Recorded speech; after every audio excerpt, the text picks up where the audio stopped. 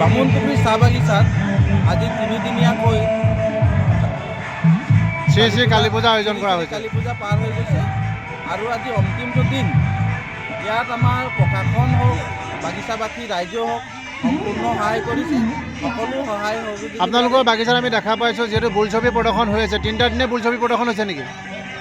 আজি তিনিটা দিনেই আজি কিমান বছৰ ধৰি এই পূজা ভাগি পাতি আহিছে? এইটো মই মানে আজি আপোনাৰ মই সৰুৰ পৰাই দেখি আহিছোঁ। ৰাইজৰ সহযোগ পাইছে সম্পূৰ্ণ।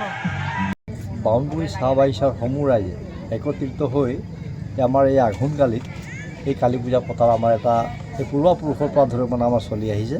আৰু এই হিচাপে বামুণপুখুৰী চাহ বাগিচাৰ সমূহ ৰাইজে যাতে নেকি আমাৰ এই পৰম্পৰা ৰক্ষা কৰিবৰ কাৰণে চবেই ধৰি মানে আমাৰ এই কালী পূজা পতা মেলা কৰে। এই কালী পূজাৰ লগত বহুত দিন ধৰি জড়িত হৈ আছে আমাৰ ৰতন দা, যিহেতু চাহৰ বিপণীখন। ৰতন দা এটা পৰিচয় আছে, কি ক'ব সেই সন্দৰ্ভত? ৰতন উৰ্মিৰ যি নেকি চাহ দোকান, এই দোকানত আমি চাহ খাই খুব ভাল পাওঁ। আৰু ইয়াৰ লগতে ধৰি মানে আপোনাৰ এই কফিও থাকে, চাহ থাকে। এই ইয়াত যিমান হোটেল আছে তাতোতকৈ বেছি ভাল চাহ পোৱা যায় এই ৰতন হোটেলতে। আমি এৰিব নোৱাৰোঁ, প্ৰত্যেক বছৰে এওঁ দিয়ে আৰু এই হোটেলখনত আৰু এইদৰে বোলছবি প্ৰদৰ্শন উপভোগ কৰি যায়। হয়।